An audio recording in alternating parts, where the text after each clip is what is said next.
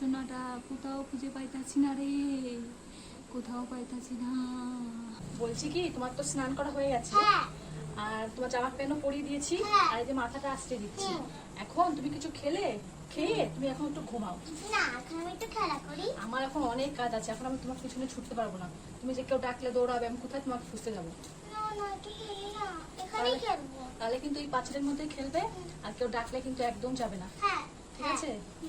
হ্যাঁ, কেউ ডাকলে কিন্তু একদমই যাবে না, বারবার বলছি। হ্যাঁ, পাঁচিলের মধ্যে খেলবে, ঠিক আছে? আর সাবধানে খেলবে, হ্যাঁ? আর দরজাটা দিয়ে খেলবে, হ্যাঁ? ঠিক আছে, তাহলে না একটু খেলো, আমি এদিকে রান্না করবো, তোমার পাপার জন্য আবার রান্না করতে হবে, খেতে আসবে একটু পরেই। ঠিক আছে, তাহলে তুমি খেলো।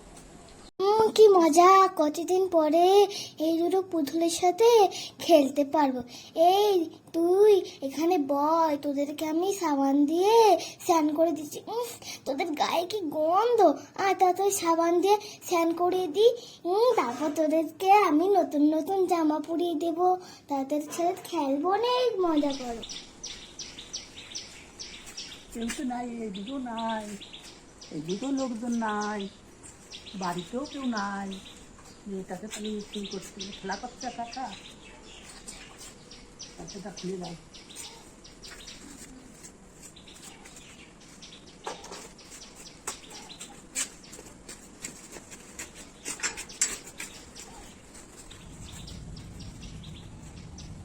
কি ব্যাপার, অনেকক্ষণ হয়ে গেল, কোনো সারা শব্দ নেই। সে কখন গেছে খেলতে, আমার দিকে রান্না করা হয়ে গেল, সব কাজ করা হয়ে গেল, এখনো ওকে কোথাও দেখতে পাচ্ছি না। এরে এই অর্তিকা, সোনা আসো, ভাত খাবে তো, বাবা আসার টাইম হয়ে গেল।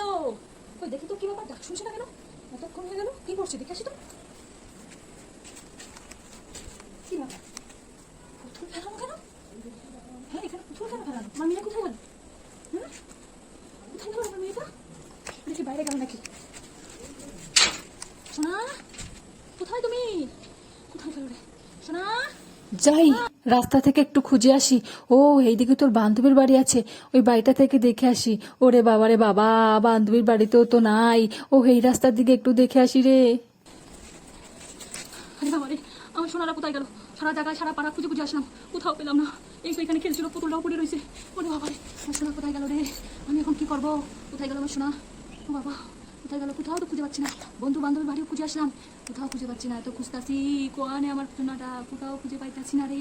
তো গাইস, আজকে ভিডিওটা বানানোর একটাই উদ্দেশ্য, সেটা হলো এখন আপনারা দেখতেই পাচ্ছেন চারিদিকে কিভাবে হিংস্র পশুর মতো, যারা মানুষ কিন্তু তারা মানুষ নয়, হিংস্র পশু, ছোট ছোট বাচ্চাদেরকে তারা কি পরিমাণে তাদের সাথে কত অন্যায় করছে এবং তাদেরকে তারা কি না করছে। তাই বলবো, নিজের বাচ্চাকে সব সময় নিজের চোখের সামনে রাখেন, কেননা এখন কোনো মেয়েরা বলো, কোনো বাচ্চা বলো, কোনো কেউই সেফ নয়।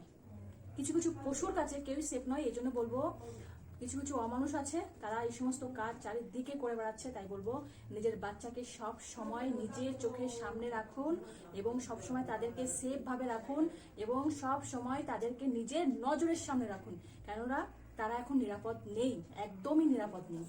তাই বলবো, ভিডিওটা বেশি বেশি করে শেয়ার করে দেন, যাতে অন্যরাও দেখতে পারে। এবং আমাদের ভিডিওটা যদি ভালো লাগে, অবশ্যই লাইক, শেয়ার ও সুন্দর সুন্দর কমেন্ট করে দেবেন। আপনাদের এক একটা কমেন্ট আমাকে অনেক উৎসাহিত করে আর নতুন নতুন ভিডিও আনার। তো সব সময় পাশে থাকবেন।